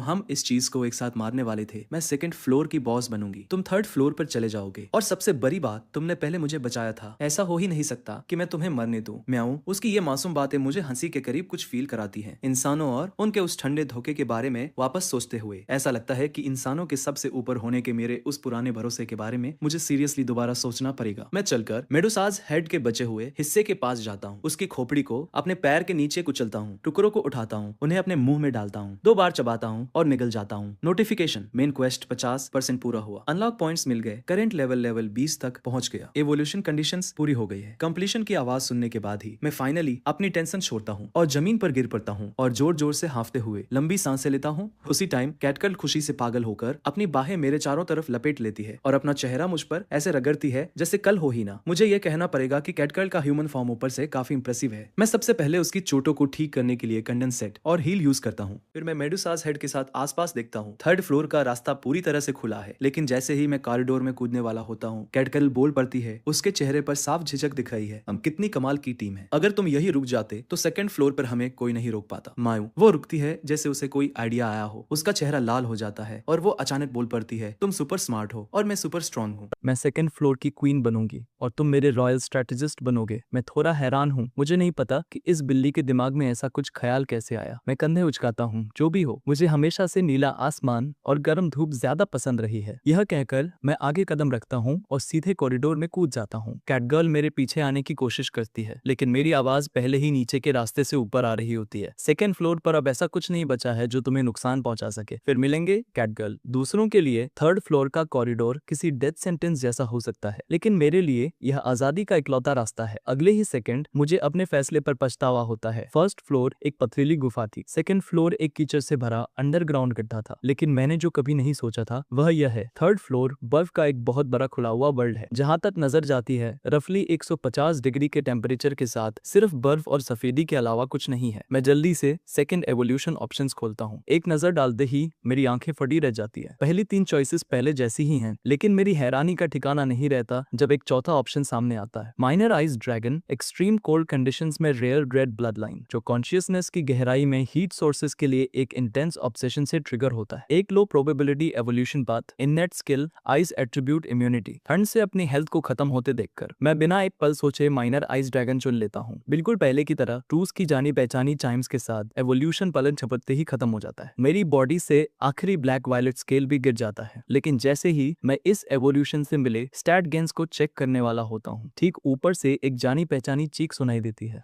मैं तेजी से ऊपर देखता हूँ और एक बहुत बड़ी सी चीज फुल स्पीड में मेरी तरफ गिरती हुई दिखाई देती है। मेरे पास डॉज करने का भी टाइम नहीं है, डायरेक्ट हिट। क्या मैंने तुम्हें हटने के लिए नहीं कहा था? म्याऊं। कुछ देर एक्सप्लोर करने के बाद यह साफ हो जाता है कि 3rd फ्लोर पहले 2 फ्लोर्स जैसा बिल्कुल नहीं है। यह प्योर व्हाइट बर्फ की एक कभी न खत्म होने वाली दुनिया है। यहाँ तक कि यहाँ के बिस्ट्स भी सेमी ट्रांसपेरेंट और बर्फीले हैं, जो देखने में बिल्कुल आइस स्कल्पचर्स जैसे लगते हैं, और हर एक बिस्ट लेवल 70 या उससे ऊपर का है। 3rd फ्लोर को जितनी जल्दी हो सके पार करने के लिए कैटगर्ल और मैं यहाँ बीस्ट्स का शिकार करने और पहले अपने लेवल्स ग्राइंड करने का फैसला करते हैं। और इस तरह 10 दिनों से ज्यादा की ट्रेनिंग और एडजस्टमेंट के बाद और एक पागलपन में कई हजार आइस स्कल्पचर बीस्ट्स को मारने के बाद मेरा लेवल 2nd एवोल्यूशन लेवल 8 पर पहुंच जाता है। चूंकि हर एवोल्यूशन के बाद लेवल्स रीसेट हो जाते हैं, इसलिए अब मैं लेवल 88 के डंजन बीस्ट के बराबर हूँ। हमारे पार्टी बोनस का फायदा उठाते हुए कैटगर्ल भी इसी टाइम में लेवल 51 से लेवल 62 पर आ गई है। लेकिन जैसे जैसे हमारे लेवल्स ऊपर जाते हैं, मैं 3rd फ्लोर के कैनियन के बारे में कुछ बहुत अजीब नोटिस करने लगता हूँ। क्योंकि कैनियन के बाहर वाले बिस्ट्स लोअर लेवल के हैं, इसलिए मैं सिर्फ उसके अंदर ही शिकार कर रहा हूँ। बाहर वाले क्लिमसन वुड स्नो वुल्फ्स भले ही आइस स्कल्पचर्स जैसे दिखें, उनका खून ट्रांसलूसेंट है, उनका मांस सफेद है, लेकिन वे सच में जिंदा जीव हैं। हालांकि कैनियन के अंदर वाले स्नो वुल्फ्स की बॉडी प्योर आइस से बनी है, जिसमें कोई मांस या खून नहीं है। सबसे अजीब बात यह है कि लेवल 5 पर एक को मारने पर मुझे 200 एक्सपीरियंस मिलता था, लेकिन अब लेवल 8 पर डबल एक्सपीरियंस के लिए इंटेंसिफाइड ग्रोथ अनलॉक होने के बावजूद एक स्नो वुल्फ को मारने पर सिर्फ 50 पॉइंट्स मिलते हैं। यह मुझे एक खौफनाक पॉसिबिलिटी की तरफ ले जाता है। मैं कैटगर्ल को साथ लेता हूँ और कैनियन में और गहराई तक जाता हूँ। कोई इंस्टिंक्ट नहीं, कोई इंटेलिजेंस नहीं, बात करने की कोई एबिलिटी नहीं। सबसे शॉकिंग बात यह है कि कैनियन के अंदर गहराई में मुझे एक इंसान मिलता है जिसकी पूरी बॉडी बर्फ की बनी है। यह मेरे शक को और भी पक्का कर देता है, और चूंकि कैनियन के बिस्ट में कोई भी कमजोर बिस्ट नहीं है जो पीछे छूट गया हो, इसलिए इन सब के पीछे जो जीव है वह ओवरवेलमिंगली पावरफुल होना चाहिए, जो लगभग पक्के तौर पर 3rd फ्लोर का बॉस आइस फिनिक्स है। कैटगर्ल और मैं पूरे 3 दिनों तक आगे चलते हैं। समंड पपेट्स को लगातार मारने से मैं 2nd एवोल्यूशन लेवल 11 पर पहुंच जाता हूं, जबकि कैटगर्ल लेवल 75 पर आ जाती है। लेकिन लेवल अप होने से तुम्हारी बॉडी रिस्टोर होती है, दिमाग नहीं। कैटगर्ल जिसने मुश्किल से ही आराम किया है हर कदम पर लड़खड़ा रही है, मेरी तो बस हो गई। म्याऊं, क्या हम प्लीज थोड़ा ब्रेक ले सकते हैं? 3rd फ्लोर का बॉस बस आने ही वाला है, उसे मारने के बाद आराम करेंगे। अगर तुम थक गई हो तो तुम यहाँ रुक सकती हो, तुम्हारी स्पीड के हिसाब से तुम 1 घंटे के अंदर मुझ तक पहुंच जाओगी। यह सुनकर कैटगर्ल मुंह बनाती है। वह साफ तौर पर मुझे अकेला नहीं छोड़ सकती, इसलिए वह दांत पीसती है और आगे चलती रहती है। डॉग बॉय, तुम कुछ दिनों से थोड़ा अजीब बिहेव कर रहे हो। म्याऊं, तुम बॉस को मारने पर इतना क्यों तुले हुए हो? क्योंकि मैं जल्दी लेवल अप होना चाहता हूँ, लेवाइथन को मारकर इस नर्क से बाहर निकलना चाहता हूँ। मेरे रीजन सिंपल हैं, मैं चाहे जो भी बन जाऊं, अंदर से मैं अभी भी एक इंसान ही हूँ। मुझे एक शांत और पीसफुल लाइफ चाहिए। यह डंजन कभी मेरी जगह नहीं था। कैटगर्ल को देखकर लगता है जैसे वह कुछ कहना चाहती है, तभी आगे जाकर कैनियन एक बहुत बड़े खुले मैदान में बदल जाता है। मेरे कदम रुक जाते हैं। तुम क्यों रुक गए? म्याऊं, क्या तुम्हें 3rd फ्लोर का बॉस मिल गया? कैटगर्ल भी वहीं देखती है जहां मैं देख रहा हूँ। वहां एक खुले मैदान में एक बहुत बड़ा आइस फिनिक्स बर्फ के एक घोंसले के बीचों बीच बिना हिले बैठा है, जैसे वह शुरू से हमारा ही इंतजार कर रहा हो। Target ice Phoenix, level 176, type player near superior beast, breeding value exceptionally high. यह यकीन करना मुश्किल है कि यह सिर्फ 3rd फ्लोर का बॉस है, लेकिन सिर्फ नंबर्स अपने आप में कोई मायने नहीं रखते। यही तय करते हैं कि कौन जीतता है और कौन मरता है। मैं आगे कदम बढ़ाता हूँ। मेरी हैरानी का ठिकाना नहीं रहता जब आइस फिनिक्स पहले बोलती है, तुम मेरी शांति भंग करने क्यों आए हो? चूंकि वो बात करने के लिए तैयार है, मैं भी जवाब देता हूँ। 4th फ्लोर का रास्ता तुम्हारे घोंसले के ठीक नीचे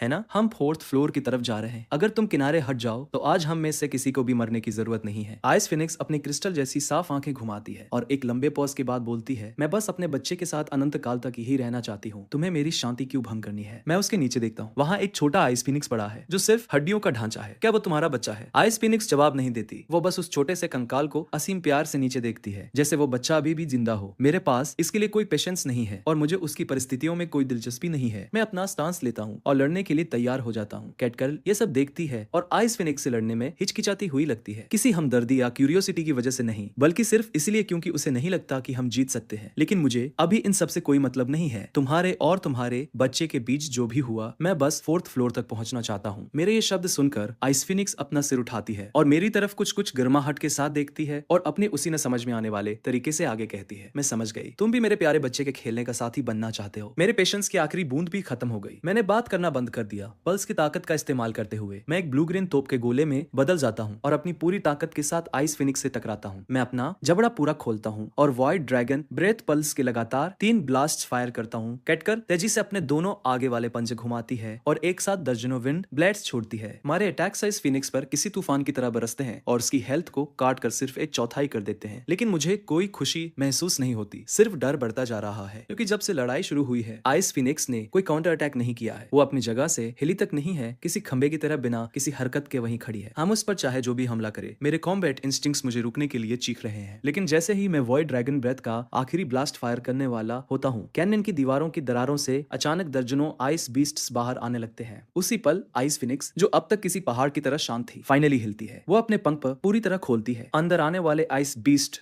टूटकर बिखरने लगते हैं, जैसे एक एक टुकड़ा करके पिघल रहे हो, और फिर बर्फीले पानी में घुल जाते हैं, जो सीधे आइस फिनिक्स के शरीर में भर जाता है और उसकी लगभग खाली हो चुकी हेल्थ बार को एक ही पल में वापस फुल कर देता है। मेरा दिल बैठ जाता है। लगता है आइस फिनिक्स का खेल खत्म हो गया है। वो एक भयानक एक्सप्लोसिव फोर्स के साथ अपने पंख फड़फड़ाती है और एक ऐसा तूफान लाती है जिसकी कल्पना भी नहीं की जा सकती। मेरी उंगलियों और पैरों के अंगूठों से बर्फ जमनी शुरू हो जाती है और एक ही सांस में मेरा पूरा धड़ बर्फ में जम जाता है। मेरे शरीर से चेतना तेजी से गायब होने लगती है। मेरी उस धुंधलाती हुई हालत में मुझे एक आवाज सुनाई देती है, डॉग बॉय भागो, तुमने गलत अंदाजा लगाया, हम उसके सामने कुछ भी नहीं है। इसके बाद सब कुछ डार्क हो जाता है। जब मुझे होश आता है तो मुझे नहीं पता होता कि कितना टाइम बीत चुका है। मैं अपनी आंखें खोलता हूँ और पाता हूँ कि मैं अब कैनियन में नहीं हूँ। मेरे सामने एक बूढ़े हिरन जैसी कोई चीज है जो गर्म जोशी से मुस्कुरा रही है। तुम जाग गए? उस बर्फीले मैदान में एक भयानक और चीरती हुई चीख तुरंत गूंज उठती है। 1 मिनट बाद मैं जमीन पर पड़ा हूँ। मेरा दिल अभी भी जोर से धड़क रहा है और मैं हवा के लिए हाँफ रहा हूँ। मैं वापस आसमान की तरफ देखता हूँ। मुझे अभी भी यकीन नहीं हो रहा है कि इस इतने बड़े और अजीब से बीस्ट ने मुझे बेहोशी की हालत में खाया नहीं। इतना ही नहीं, उसने मुझे अपने विशाल शरीर से ढक लिया और पूरे 1 दिन और रात तक मेरा खुद से जागने का इंतजार किया। इस डंजन में अच्छे जीव भी हैं। यह उस हर बात को तोड़ देता है जो मुझे लगता था कि मुझे पता है। तो क्या तुमने मुझे बचाया? मैं सावधानी से पूछता हूँ। वह बिना बालों वाला बीस्ट सच में हैरान लगता है। तुम कम्युनिकेट कर सकते हो, तुम्हें पता है, टेलीपैथी भी। मैं थोड़ा ऑकवर्ड तरीके से सिर हिलाता हूँ। क्या मैंने अभी जोर से नहीं बोला? वह गंजा सिर एक तरफ झुक जाता है। मेरी माफी, मैं इतने लंबे समय से जिंदा हूँ कि मेरी याददाश्त थोड़ी कमजोर हो गई है। लेकिन जिसने तुम्हें बचाया वह मैं नहीं था, वह तुम्हारी दोस्त दोस्त थी। यह सुनकर मैं पलके झपकाता हूँ, वह तुम्हारा नेवला। तुम कैसे भूल सकते हो नेवले को? मुझे याद आता है कि आइस फिनिक्स के उस जमा देने वाले ऑरा ने मेरे पूरे शरीर को बर्फ में जकड़ लिया था। लेकिन ठीक उसी पल कैटगर्ल आगे आई, दौड़कर मेरे पास आई और अपनी आखिरी बची हुई ताकत लगाकर मुझे आइस फिनिक्स के घोंसले से बाहर फेंक दिया और चिल्लाते हुए कहा, डॉग बॉय आओ और मुझे बचाओ। उस बात का पूरा बोझ मुझ पर आ गिरता है। मैं घुटनों के बल गिर जाता हूँ। मेरी छाती में ऐसा लगता है जैसे किसी अनदेखी मुट्ठी ने उसे जकड़ लिया हो और कुचल दिया हो। वो खौफनाक सच और उसके साथ आने वाली वो बेबसी एक लहर की तरह मुझ पर टूट पड़ती है और मुझे अंदर खींच लेती है। अगर मैं थोड़ा सा भी ज्यादा सावधान होता तो ऐसा कुछ नहीं होता। अगर कैटगर्ल नहीं होती तो आइस फिनिक्स के हाथों मरने वाला मैं होता। तुम्हारी उस बिल्ली ने तुम्हें आइस वैली के किनारे पर फेंक दिया था और मैं इत्तेफाक से वहीं से गुजर रहा था। सच कहूं तो तुम्हारे जैसे कैलिबर का कोई बीस्ट थर्ड फ्लोर पर दिखे ऐसा हुए काफी टाइम हो गया है, इसलिए मैंने सोचा क्यों न तुम्हें अंदर ले आऊं। जब मैं डार्क वैली वॉर में लड़ा था तब मेरा भी एक ऐसा ही दोस्त था, लेकिन तुम इतने उदास नहीं लग रहे हो। क्या वो बिल्ली तुम्हारी दोस्त नहीं है? वो बूढ़ा बीस्ट अपना सिर झुकाता है, थोड़ा कंफ्यूज है। वो एक बेवकूफ बिल्ली है, उसने तुम्हारी जान बचाने के लिए अपनी जान जोखिम में डाल दी। तुम इतने बेफिक्र कैसे लग सकते हो? मैं क्या कर सकता हूँ? मैं मुड़ता हूँ और आइस वैली की तरफ चल देता हूँ। वो बूढ़ा बीस्ट तुरंत मेरे सामने आ जाता है। तुम मुझे क्यों रोक रहे हो? क्योंकि मुझे एक जवान बीस्ट सीधे अपनी मौत की तरफ जाता हुआ दिख रहा है। तुम्हें रोकना एक एल्डर की ड्यूटी है। कैटगर्ल मर चुकी है और वो मेरी वजह से मरी है। उसका बदला लेना मेरी जिम्मेदारी है। मेरे शब्द सख्त और साफ गूंजते हैं जो एक पक्के इरादे से भरे हुए हैं। वो बूढ़ा बीस्ट कुछ नहीं कहता। उसकी नजरें थोड़ी नीचे झुक जाती है। मेरे ड्रैगन के दोनों पंजों की मुट्ठियां इतनी कसकर बंधी हैं कि पोरों के बीच से खून रिस रहा है। वो बूढ़ा बीस्ट सब कुछ समझते हुए मुस्कुराता है जैसे कोई अच्छी याद ताजा हो गई हो। एक लंबे पल के बाद वो बोलता है, क्या हो अगर मैं तुमसे कहूँ कि तुम्हारी दोस्त मरी नहीं है? वे शब्द मेरे लिए किसी लाइफ लाइन की तरह काम करते हैं। मैं तेजी से मुड़ता हूँ और उस बूढ़े बीस्ट को एक गर्म स्माइल के साथ मुझे देखते हुए पाता हूँ। ये कोई झूठ नहीं लगता। आइस फिनिक्स के पपेट्स में एक असाधारण रूप से हाई डिग्री का रियलिज्म होता है। ऐसा इसलिए है क्योंकि उसकी समनिंग टेक्निक एक रेयर आर्ट है जिसे बॉर्न फ्लेश सब्स्टिट्यूशन कहा जाता है। पुराने जमाने से लेकर अब तक सिर्फ 10 से भी कम जीवों के पास ये स्किल रही है। ये दुनिया की सबसे रेयर एबिलिटीज में से एक है। नॉर्मली समन किए गए क्रिएचर्स अपने ओरिजिनल से कमजोर होते हैं, लेकिन बोन फ्लेश सब्स्टिट्यूशन ऐसे क्रिएचर्स बना सकता है जो अपने ओरिजिनल्स के बराबर या उनसे भी ज्यादा ताकतवर हो, क्योंकि ये कॉपी नहीं करता, ये कब्जा करता है। ये एक क्रिएचर को फंसाता है और उसे मार देता है, लेकिन उसकी आत्मा को बचा लेता है, उसके दिमाग को मिटा देता है और बर्फ से उसके शरीर को दोबारा बनाता है। ये समनिंग कम और पपेट बनाना ज्यादा है, इसीलिए उसके समन किए गए क्रिएचर्स को मारने पर भी एक्सपीरियंस पॉइंट्स मिलते हैं। आइस वैली में तुम्हारा जिस भी बीस्ट से सामना हुआ, बिना किसी एक्सेप्शन के वो आइस फिनिक्स का एक पपेट है। हर्ड फ्लोर काफी लंबे टाइम से पूरी तरह आइस फिनिक्स के कंट्रोल में है। पीछे छूटे हुए कुछ कमजोर बीस्ट को छोड़कर जिसके पास भी जरा सी भी ताकत है, उसे आइस फिनिक्स के पपेट्स में बदल दिया गया है। यह सच इतना बड़ा है कि इसे समझना लगभग नामुमकिन सा लग रहा है, लेकिन इन सब बातों का कैटगर के अभी भी जिंदा होने से क्या लेना देना है? मैं कंफ्यूज होकर पूछता हूँ। वो बुजुर्ग बीस्ट आगे कहता है, बोन फ्लेश सब्स्टिट्यूशन पावरफुल है, लेकिन इसकी कमजोरी यह है कि ये बहुत धीरे काम करता है। ये शिकार की बॉडी को सेलुलर लेवल पर थोड़ा थोड़ा करके रिप्लेस करने के लिए आइस एट्रीब्यूट्स का यूज करता है, तभी पूरी आत्मा को सही सलामत बचाया जा सकता है। उस बिल्ली के स्टैट्स को देखते हुए इस प्रोसेस में लगभग 2 हफ्ते लगेंगे। आइस फेनिक्स को 2 हफ्तों के अंदर मार दो और उस बिल्ली को हीलिंग मैजिक से वापस लाया जा सकता है। 2 हफ्ते मेरे अंदर एक ही पल में उम्मीद की लहर दौड़ जाती है। मेरे हीलर की मौत ने मुझे पहले ही एक बहुत बड़ा शॉक दिया था। अगर कैटगर्ल भी मर गई तो वो गिल्ट मुझे जिंदगी भर सताता रहेगा। यह न्यूज मेरे लिए प्योर एड्रेनालिन के शॉट की तरह काम करती है। अगर कैटगर्ल का पकड़ा जाना मेरी लापरवाही थी तो उसे बचाना मेरी जिम्मेदारी है। थैंक यू एल्डर, मुझे पता है कि मुझे क्या करना है। वह बुजुर्ग बीस्ट दिल खोल कर हंसता है। मैं बस बहुत लंबे टाइम से जिंदा हूँ। किसी जवान कैंडल ड्रैगन पप का मिलना बहुत रेयर है, इसलिए मैंने तुम्हारी मदद की, ज्यादातर बस इसलिए कि मेरे पास करने के लिए कुछ हो। ये बात मुझे एकदम सुन्न कर देती है। अभी मुझे एक माइनराइज्ड ड्रैगन दिखना चाहिए। कैंडल ड्रैगन की ब्लड लाइन 2 एवोल्यूशंस के नीचे दब चुकी थी। इस बुजुर्ग बीस्ट ने इसके आर पार कैसे देख लिया? तभी मुझे कुछ और भी गलत लगता है। इस बीस्ट ने अभी कहा था कि 3rd फ्लोर पर कमजोर बीस्ट को छोड़कर हर चीज को आइस फिनिक्स के पपेट्स में बदल दिया गया है, लेकिन इतना विशाल बीस्ट पक्का कोई पीछे छूटा हुआ कमजोर जीव नहीं है। तो ये आइस फिनिक्स की पकड़ से कैसे बच निकला? उस बुजुर्ग बीस्ट की आंखों में एक शरारती चमक आ जाती है, जैसे उसने मेरा दिमाग रीड कर लिया हो। क्या तुम्हारे पास भी ट्रुथ नाम की वह रेयर स्किल नहीं है? वह सच में एक ओवर पावर्ड एबिलिटी है। पुराने जमाने से लेकर अब तक तुम्हारे अलावा मैंने सिर्फ एक गॉड के पास ही वो स्किल देखी है। तुम अभी ट्रुथ का यूज क्यों नहीं करते और खुद ही क्यों नहीं देख लेते? मैं शौक से परे हूँ। मैंने कभी नहीं सोचा था कि इसे मेरी ट्रुथ स्किल के बारे में भी पता होगा। तो फिर मेरी बदतमीजी को माफ करें एल्डर। मैं खुद को संभालता हूँ, अपना सिर उठाता हूँ और इस विशाल अजीब बीस्ट पर ट्रुथ एक्टिवेट करता हूँ। जैसे ही डेटा क्लियर होता है मेरी आंखों के सामने अंधेरा छा जाता है। मेरे पैर जवाब दे जाते हैं और मैं सीधा जमीन पर गिर पड़ता हूँ, क्योंकि मेरे सामने खड़ा ये अजीब सा दिखने वाला बीस्ट एक सुप्रीम डिवाइन बीस्ट है जिसका लेवल लेवाइथन से भी ज्यादा है। Target Babylon level 413 type supreme divine beast. तुम असल में कौन हो? मेरी आवाज अनकंट्रोलेबल तरीके से कांप रही है, लेकिन बेबलोन सिर्फ मुस्कुराता है और कुछ नहीं कहता। वो गहरे नीले आसमान की तरफ देखता है। उसके होंठ एक शांत स्माइल में मुड़ जाते हैं, जैसे वो बहुत पहले की कोई खूबसूरत चीज याद कर रहा हो। एक लंबी खामोशी के बाद वो बरबराता है। एक बार मैंने एक मिलियन डेमन गॉड से लड़ाई की थी। अपनी उंगलियों की एक चुटकी से मैंने सुबह को शाम से अलग कर दिया था। अब मैं अकेला चलता हूँ, सेटिस्फाइड हूँ और अभी भी भुला दिए जाने पर खुश हूँ। पता चलता है कि जब गॉड से पहली बार डंजन बनाया था तो उन्होंने इसे डुअल बॉस स्ट्रक्चर के साथ डिजाइन किया था। लेकिन टाइम बीतने के साथ जब बेबीलोन लड़ाइयों और उसके सारे मामलों से थक गया और जैसे जैसे उसकी उम्र ढलने लगी, वो थर्ड फ्लोर पर चला गया, जो उन सब में रहने के लिए सबसे सही था, और बहुत ज्यादा ताकतवर लेवाइथन को डंजन पर अकेले राज करने के लिए छोड़ दिया। उसके इस छोटे से इंट्रोडक्शन के बाद मैं बस एक रुकी सी स्माइल ही दे पाता हूँ। इस डंजन में अभी आधा रास्ता भी पार नहीं किया है और मेरा सामना पहले ही दोनों फाइनल बॉसेस से हो चुका है। यह मेरी अच्छी किस्मत है या नहीं, मैं सच में नहीं कह सकता, लेकिन कम से कम लेवाइथन के उलट बेबीलोन बात करने के लायक है और उसके अंदर कोई दुश्मनी नहीं है। एल्डर, क्या मैं सच में आइस फिनिक्स को हरा सकता हूँ और कैटगर्ल को बचा सकता हूँ? बेबीलोन तुरंत कोई जवाब नहीं देता। उसे और लेवाइथन को डंजन के फाइनल बॉसेस के रूप में एक साथ रखे जाने का रीजन सिंपल है। लेवाइथन ताकत का प्रतीक है और बेबीलोन बुद्धिमानी का।